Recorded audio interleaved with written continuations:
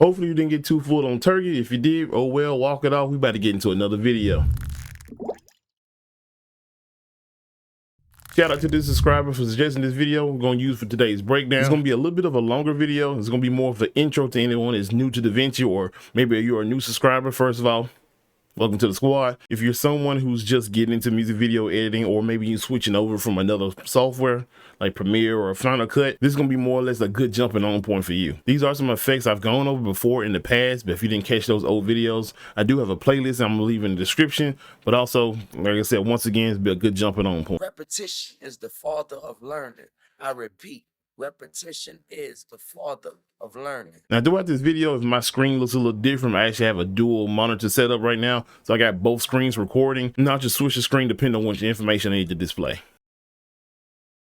All right, I got two clips on the timeline. They're just other parts of the video where the effects are not taking place. Now, the second clip is the clip I'm going to transition into. And you can see here the charm on this necklace. That's going to be our subject that we're going to rotoscope out. The first thing I'm doing, I'm actually going to hold Alt on the keyboard, select this clip. I'm going to move up one to duplicate it. From there, I'm going to hit Shift R on the keyboard. That's the default command to actually freeze frame your clip. And so if I play this back, it's frozen. I'm just going to take that clip, put it over the tail end of the original clip. Well, the first clip, I'm sorry. I'm going to take this first clip, I'm actually going to split it, and I'm going to delete the back end. Leaving just this, I'm going to hit Control D. And Control D shows you the duration is actually under a second, so I'm actually going to make it at least 1 second long. So I'm going to hit 1 here and change. Then make it a little bit longer, then I'm going to move it over a little bit. So now 1 second of this clip is going to be cut off by the top clip. I'm going to take this clip, I'm going to right click, and I'm going to open in Fusion. I'm going to need to cut out his charm, so I'm going to go here into the toolbar, get the polygon node, I'm going to click it. It's going to automatically attach itself to my media 1 since I already had the media 1 highlighted. Your freeze frame is going to go transparent. You go over to the inspector tab where it says invert. I'm going to click on it and then invert your selection. I'm going to hold control, and then I'm going to zoom in, and I'm just going to mask out the subject.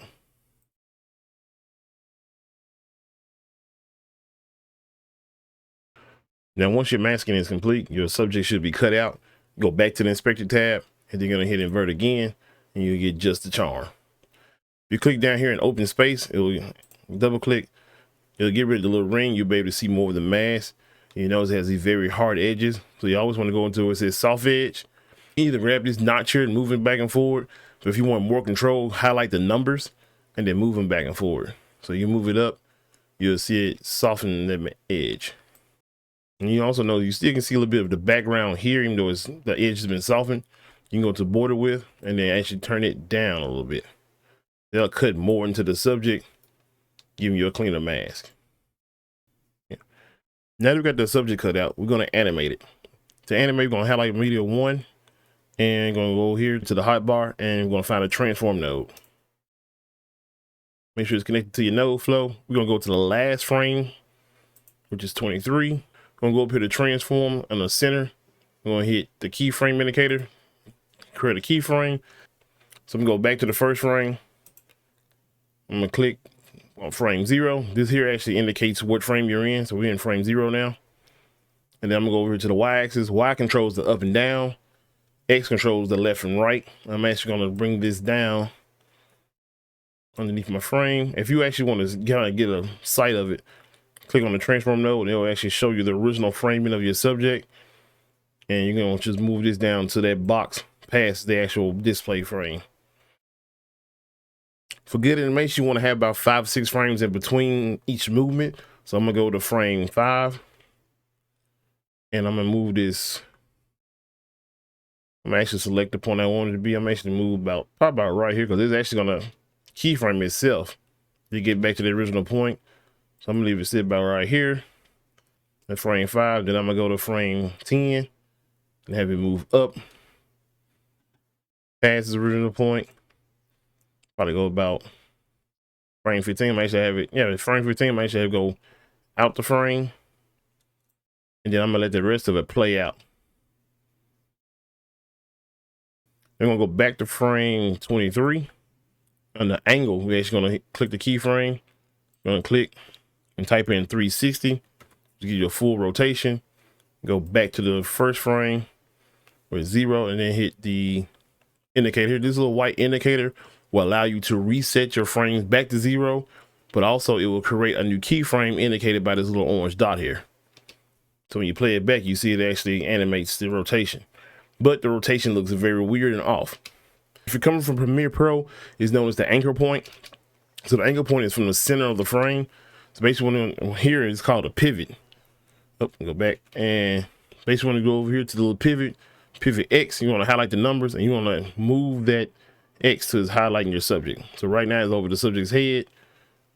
So now when you play it back, it'll rotate on the axis of the subject and not the actual original framing. This is my second monitor, so I got the spline editor open in its full glory. I'm gonna cut off the effects. I'm gonna click this little marker here to zoom to fit. And now you can see all the frames. I'm actually gonna go in and down to the bottom here and select all. So select all my frames. I'm gonna right click. I'm gonna click ease. I'm gonna click ease out. I'm gonna go through and actually smooth out my keyframes. Now the reason we select ease out, because I'm gonna go here, I'm gonna go to frame 17 and I'm gonna click each frame. You'll notice it kind of, instead of just stopping at the final frame, it kind of slides into it. We actually see it better once we go back to the edit page. Before we do that, we're gonna go into the settings tab. I'm gonna click on motion blur. We're gonna turn it up to 10. Now we're back in the edit page. I'm gonna hit P to preview. Still look a little choppy in between here and here because it just suddenly pops up. So to kind of rectify that, what you want to do is you want to go into your effects tab and go under effects and grab an adjustment clip.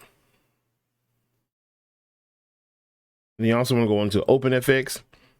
You're going to search and type in camera shake. Now the adjustment clip in the camera shake, if you see the little white star, that's actually the favorites. So if you go down here, you'll see favorites. So I have these are the things I use the most. So you can grab an adjustment clip and camera shake from here if you have it in your favorites. Now what I'm gonna do with the adjustment clip, I'm gonna click it and hit Control D, and I'm gonna turn it to 1 second as well and hit change. And I'm gonna bring it over here over the 2 clips. Actually 1 second would be too long, so I'm just gonna grab the end here, bring it down, and bring it over just now. On keyboard shortcut, if you hit comma and period, it will actually move your clip over. And I'm actually make this just a tad bit more shorter. Then I'm gonna go into the spectral tab where it says effects. I'm gonna click on it and I'm gonna turn up the motion scale and the speed scale and the motion blur. Get more of a shake.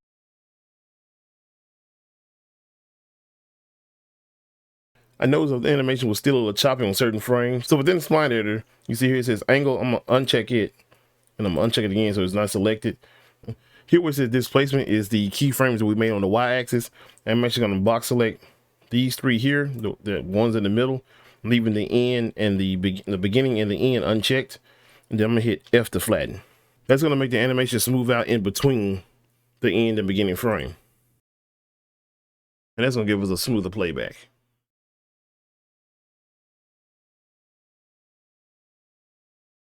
We're gonna break down one more effect. Don't want to hold you for too long. I actually break this up in multiple videos. So we're gonna go through this real quick. It's the same setup. I'm gonna click it. I'm gonna hold Alt, move it up to copy it. I'm gonna select that copy clip. I'm gonna hit Shift R to create a freeze frame. Then I'm gonna hit Control D on it. And I'm gonna turn it to 1 second once again. Hit change.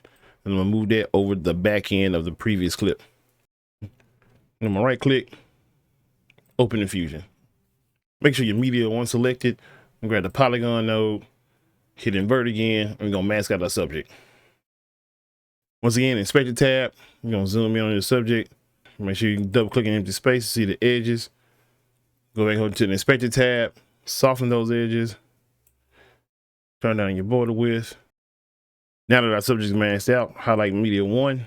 Gonna go grab your transform node. Gonna go to the last frame of your clip, which is 23.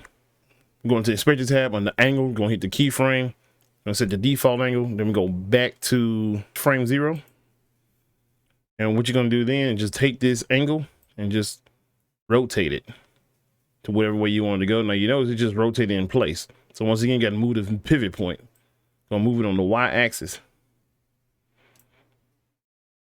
So now it actually moves around in the angle. Now you can change the animation in between if you want, but we're actually just gonna leave it as it is.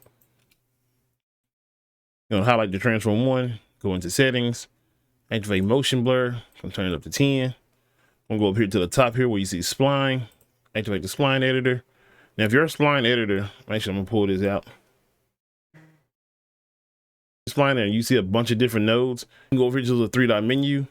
Instead of saying show all, you want to hit show only selected tools. So if you click on this, it will only show you whatever node is highlighted. Since transform 1 is the one that's highlighted, it will show that. If I go to poly, media 1, well, there's no keyframes on media 1, but you get the point from there. So I'm gonna go back into transform 1. I'm gonna slide this out. Click here to zoom to fit. Select all keyframes. Then I'm gonna right click, go into ease. This time I'm gonna ease in cubic. And the ease in cubic, basically gonna have the animation start off a little slower. And it's gonna snap into place right at the end. Now back on the edit page, that previous shake effect that we did in the first effect, you can actually put that in the power bin. So if you go up here to your media pool, if you don't see power bins down here, go to this little 3-dot menu here, click there, and go down until you see power bins. I'm gonna go back and re-enable it. Power bins allow you to actually save assets from multiple projects. So if you go ahead and grab this adjustment clip, bring it up here to the power bin, drop it. Any project that we open this point forward, all this stuff will be in there, so you can carry all these assets over to multiple projects. And go back into the previous effect we just did. Grab the adjustment clip and just bring it down here on top. Move this down, get a little more space. Bring it down on top. Place it over the 2 clips like we did previously. Now we have a camera shake for our transition. Other than that, make sure you check the links in the description down below for any Black Friday deals. I'll see y'all in the next video. I appreciate you watching. Until next time.